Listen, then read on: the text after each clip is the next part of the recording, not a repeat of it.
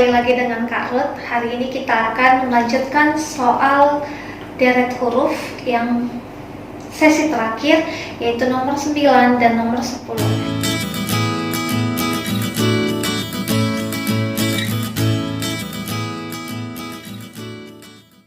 Nah, modelnya seperti ini teman-teman. Nomor 9 yaitu abjad AD, berarti ini gabungan dua huruf ya. Nah, lalu GJ, MP, dan kita mencari kotak yang kosong. Tentunya pasti terdiri dari dua huruf ya, gitu. Nah, sebelumnya kita sudah memahami bagaimana deretan huruf sesuai dengan deretan angkanya, posisinya. Nah, jadi untuk mempermudah kita, mempercepat kita dalam menentukan kotak kosongnya, Kak Ruth memberikan untuk sebagai reminder kita ya, bahwa pertemuan sebelumnya ya, untuk deretan 1 sampai 10 ya, untuk deretan 1 sampai 10 adalah huruf A sampai C, begitu ya. Untuk deretan 11 sampai 20 adalah huruf K sampai berapa? Sampai K. K, L, M, N, O, P, Q, R, S, T. T ya. Oke. Nah, untuk deretan 21 sampai 26 adalah abjad U sampai Z. Begitu ya. Nah, jadi yang ketiga bagiannya ini ya akan kita pakai untuk menentukan kotak yang kosong ini yang tadi ya. Nah, jadi kalau kita ubah AD itu posisi keberapa ya? AD, GJ, dan MP. Nah, ini kotak yang kosongnya teman-teman. Nah, AD itu berarti ini urutan yang pertama dan ini yang D. D berarti di tengah-tengahnya ya. Berarti A, B, C, D. D keempat ya. Oke. Lalu G, GJ. J urutan ke-10. Kalau G sebelum J ya. A, B, C, D, E, F, G. F, G berarti 7 ya. 7. Oke. Kalau M berarti setelah K. K, L, M urutan ketiga, bagian kedua, berarti 13. Dan kalau abjad P berarti dia di tengah-tengahnya juga yang tadi, di antara K dan T. Berarti K, L, M, N, O, P berarti 6 ya, urutan ke-6 berarti 16. Nah, sekarang kita lihat hubungan antara dua abjad yang ini tadi ya teman-teman ya. Kalau kita perhatikan, ini perbedaannya adalah selang 3 angka ya. Begitu juga 7 dan 10, penambahan 3 dan 16, penambahan 3, seperti itu. Nah, untuk yang nanti kotak kosong ya, jika kita mendapatkan kedua abjadnya, maka sudah pasti perbedaannya adalah penambahan 3. Begitu ya, penambahan 3. Nah, tapi kita tidak tahu ini dua abjad ini abjad yang seperti apa ya. Nah, kalau begitu kita lihat nih teman-teman. Nah, jadi kalau dia dari D ke G itu bedanya 3 juga ya teman-teman ya. Beda 3 juga. Sama halnya dengan J dan M, beda 3 ya.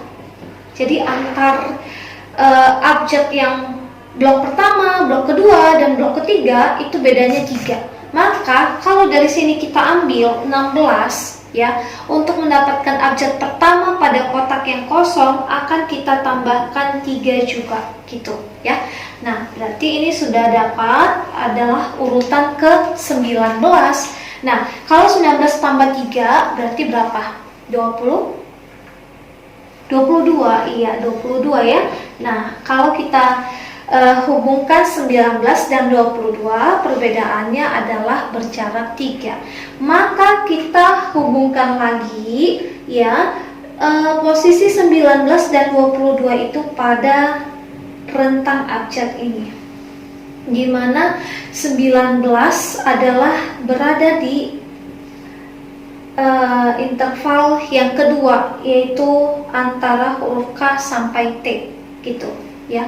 Kalau 19 berarti sebelum T gitu ya. Kalau nanti 22 berarti dia di interval yang ketiga gitu ya. Nah, berarti sebelum T huruf apa? S ya. Oke. R S T gitu ya. Nah, S ditempati oleh S, dan urutan kedua pada interval yang ketiga ini berarti 21, 22, U, V, V ya. Oke. Nah, jadi untuk kotak yang kosong soal nomor 9 kita sudah mendapatkan hasilnya, yaitu abjad S dan abjad V ya. Nah, untuk soal nomor 10 CEG, JM, kotak kosong dan U ya. Nah, ini kita ubah lagi ya teman-teman ya. Ini urutan ketiga ya, ini urutan kelima, dan ini tadi urutan G sudah kita dapatkan ke-7 ya, dan J itu urutan ke-10, M tadi sudah 13.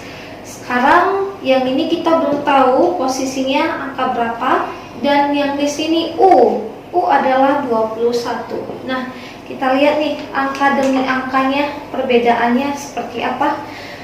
Nah, kalau yang di sini hubungannya berarti di sini hubungannya adalah, kalau kita ambil posisinya ini 3, 7, 13 ya. 3, 7, 13. Nah, kalau kita ambil hubungannya adalah tambah 4, dan di sini adalah tambah 6 ya, tambah 4 dan juga di sini tambah 6 ya. Maka di sini ditambah berapa? Seperti itu ya. Oke, ditambah berapa? Nah, kalau kita tambahkan dengan 8 ya, 13 tambah 8 ya, benar ya, 21 ya. Nah, 21. Karena apa? Nah, jadi gini, penjumlahannya untuk 3 menjadi 7, menjadi 13, dan menjadi 21 itu tambah 4, tambah 6, tambah 8. Jadi antara 4 dan 6 itu ya, selangnya 2 angka. Jadi sama, dan itu berlaku untuk deret angka selanjutnya, begitu ya. Nah, sama halnya dengan 5 dan 10, dan untuk mengisi kotak yang kosong. Nah, kalau kita lihat di sini 5 ya, dia menjadi 10 ya, berarti 5 dia menjadi 10. Boleh penambahan 5, boleh juga perkalian 2, seperti itu. Tapi dengan catatan nanti akan berlaku untuk deret angka selanjutnya, begitu ya. Nah, jadi kalau kita pakai di sini adalah perkalian 2 ya, perkalian 2, maka kalau kita pakai juga di sini perkalian 2, sama seperti ini tadi halnya. Untuk penjumlahannya adalah penjumlahan 2 secara berurut. Nah, kalau kita pakai perkalian 2 secara berurut, maka 10 kali 2 adalah 20. 20 di sini ya, 20 di sini adalah ditempati oleh abjad apa? Seperti itu ya teman-teman ya. Untuk 20 ya, 20 ditempati oleh abjad T, seperti itu ya. Jadi untuk soal nomor 10 kita sudah dapat bahwa kotak yang kosong diisi oleh abjad T, seperti itu. Oke. Nah, untuk hari ini sekian dulu materi pembelajaran kita untuk deret huruf, dan Kak Ruth harap kalian lebih memahami lagi, semakin memahami lagi, dan banyak berlatih soal tentang varian deret huruf seperti ini. Dan dapat nantinya untuk mengatasi soal-soal yang lebih sukar lagi dari pertemuan kita yang sudah 5 bagian ya teman-teman ya. Oke, sampai ketemu dan salam sukses.